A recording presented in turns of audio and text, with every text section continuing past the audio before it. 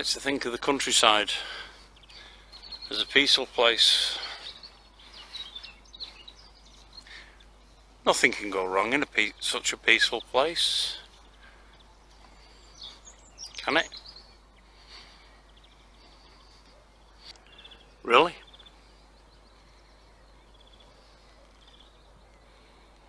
Nah.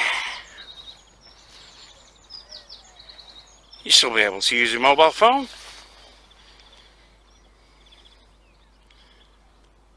If you needed to.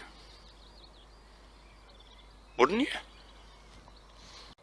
What if you're out for your nice leisurely country stroll and you fall down a ravine?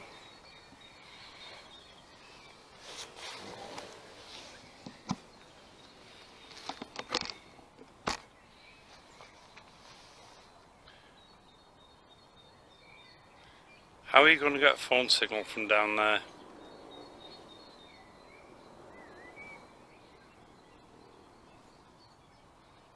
Where the receiver can't even see you.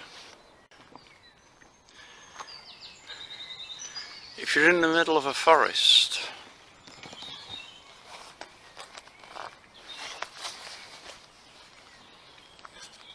mobile phones lose the signals.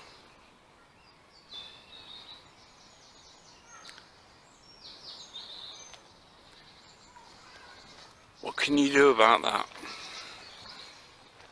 If you're in the middle of a forest when something goes wrong,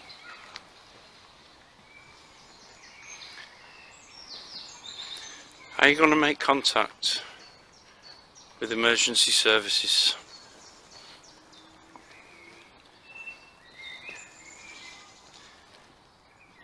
When your phone's got no signal.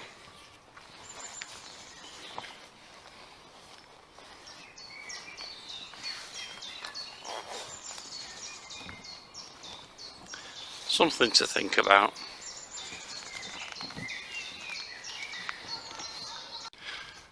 Over the last year, there's been an increased interest in amateur radio,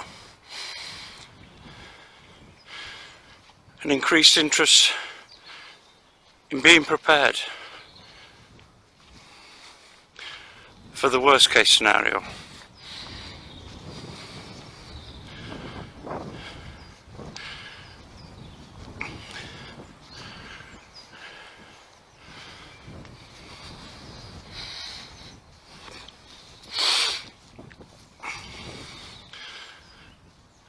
There's a group of people, they call themselves preppers.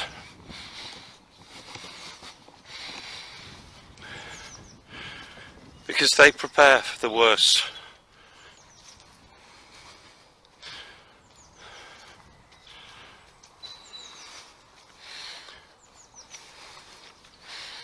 Now all of these go into the amateur radio area. Those that think about communications always do.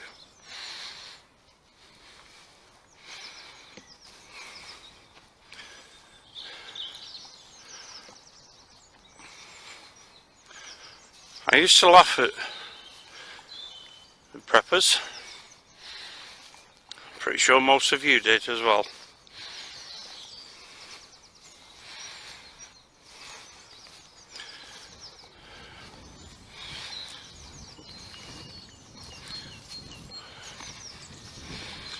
Especially when they talk about the SHTF and zombie attacks.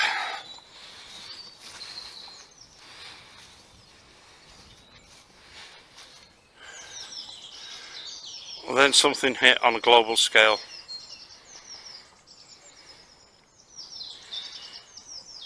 An awful lot of people died.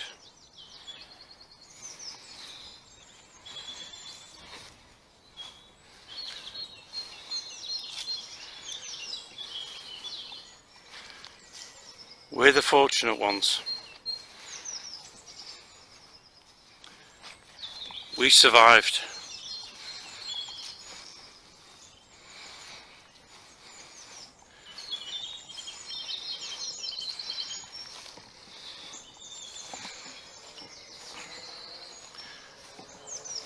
Whatever you put that survival down to, we survived.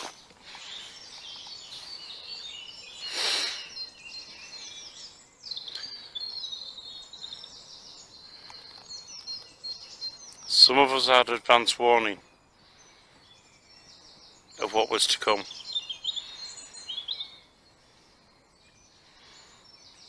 And we isolated in advance.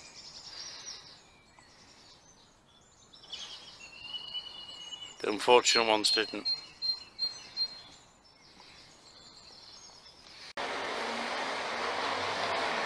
As a mobile phone, your only means of communication. What happens when something takes out the cell towers? How useful is your mobile phone then? What are you going to do if there's no more cell towers?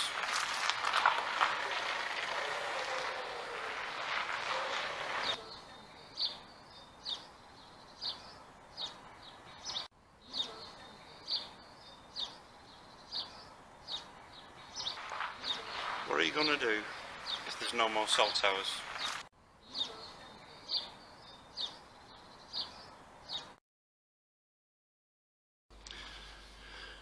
In one of my previous videos, I mentioned something called Carrington Event.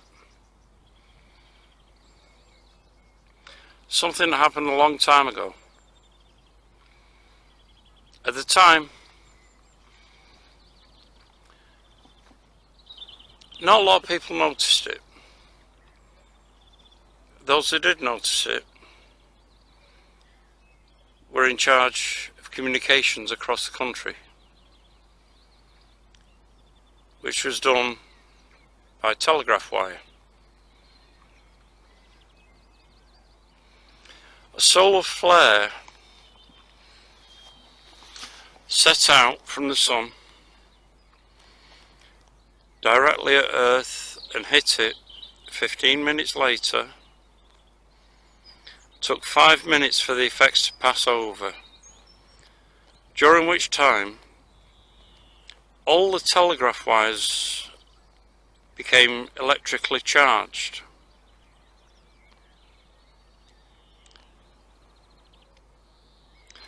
Telegraph operators had to disconnect the batteries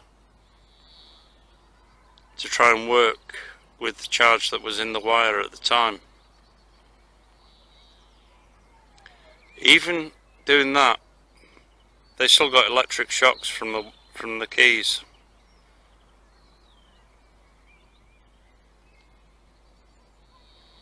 It took them some time to discharge the wires. Then they could reconnect the batteries and get back to normal.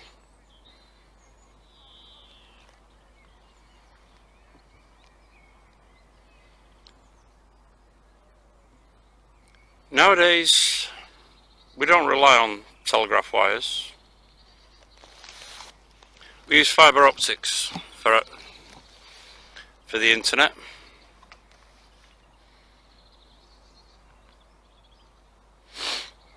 Mobile phones for communication through cell towers.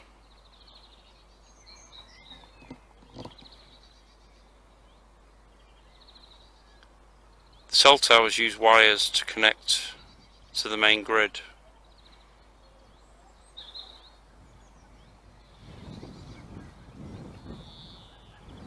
They're powered by mains.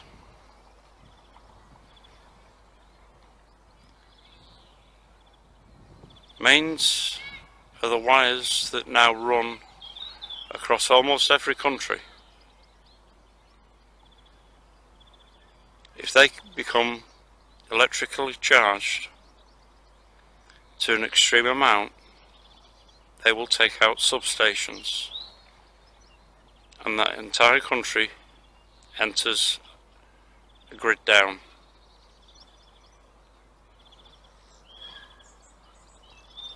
Do you have any way of communicating at a time like that?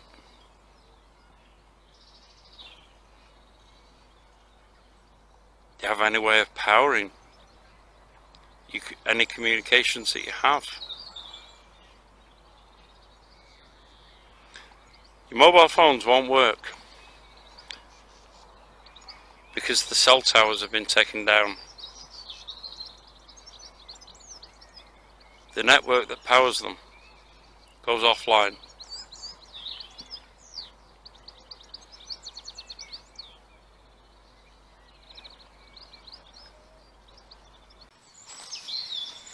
A solar maximum occurs once every 11 years.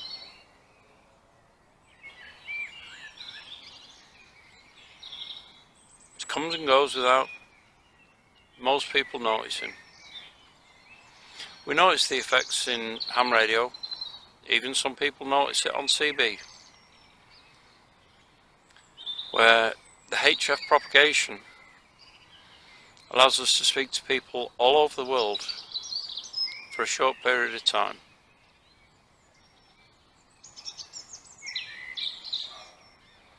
The last solar maximum was in 2014.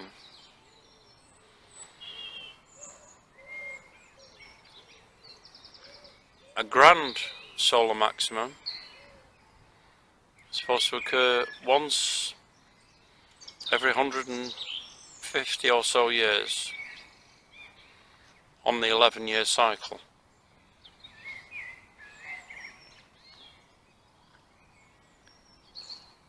In 2014, they expected a grand solar maximum. They prepared for a possible Carrington event. 2014 solar cycle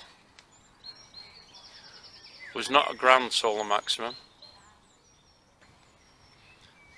The next solar cycle is due to hit a maximum in 2025.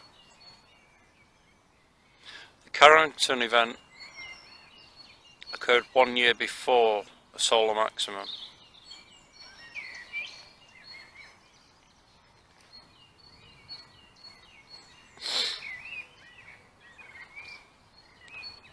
The solar maximum is already showing signs of being a grand solar maximum. The risk of a Carrington event is pretty high.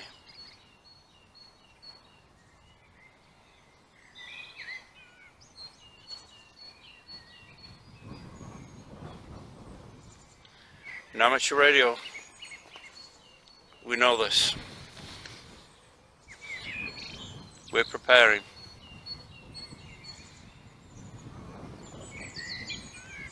For the grid down situation that would occur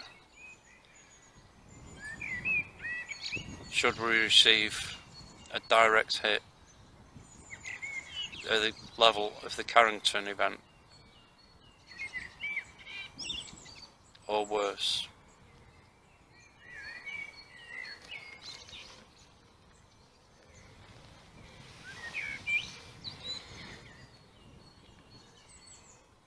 Are you ready?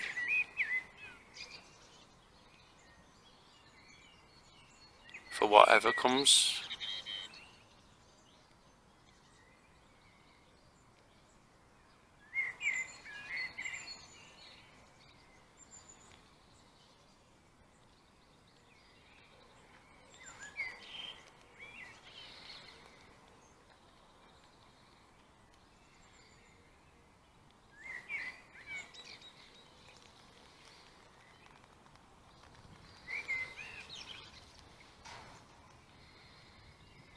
Or will you just live on in the memories of others?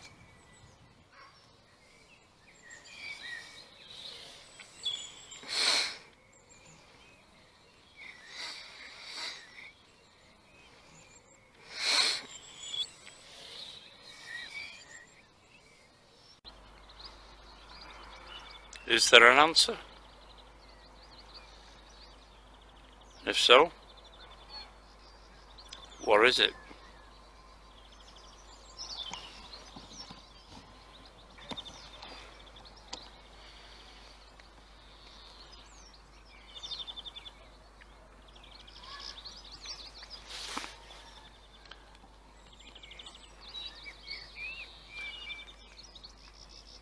Simple answer is yes, there is an answer.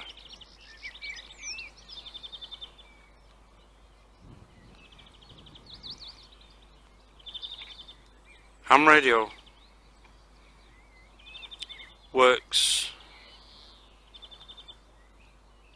via repeaters or direct communication.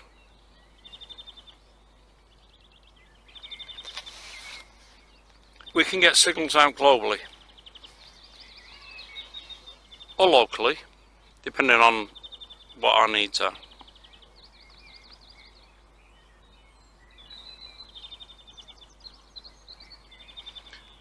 We can find out what's going on locally when no one else can find out.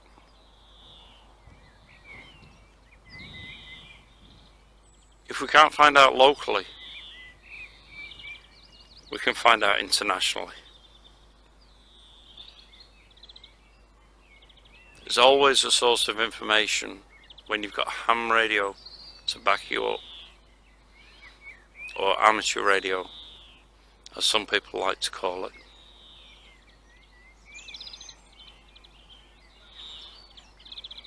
We use repeaters to get past obstacles like hills. The majority of these nowadays are solar powered. There's no connection to the national grid. No long wires running across the country.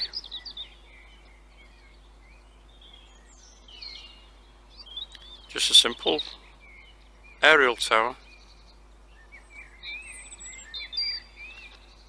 set for the high frequencies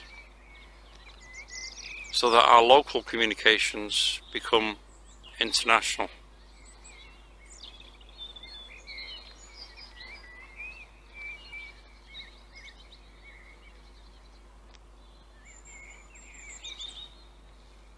Even if we lose the international side of the repeaters,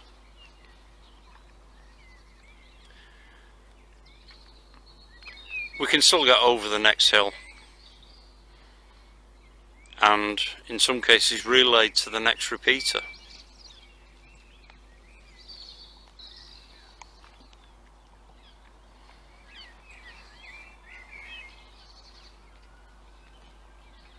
This is the advantage of amateur radio in grid down. We're never without communication.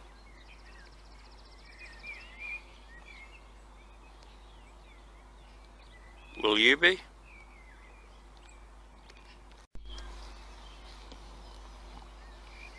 Or will you be one of the unfortunate ones caught up in the chaos that ensues during a grid down situation?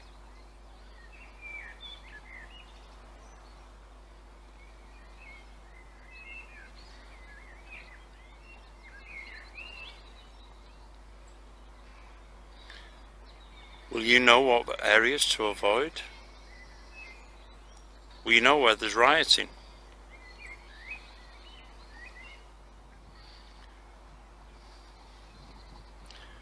Will you know what dangers are out there before you even open the door?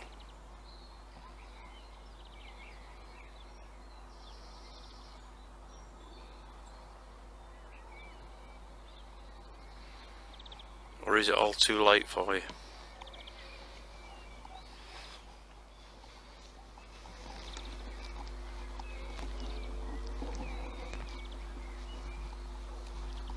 Do you really need amateur radio?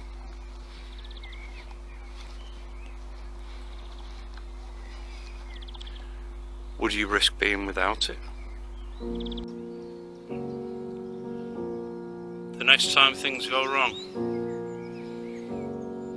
is this where you want to end up?